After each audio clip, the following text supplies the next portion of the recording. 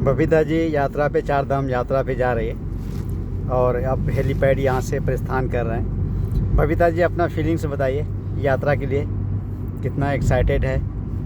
सबसे पहले हर हर महादेव।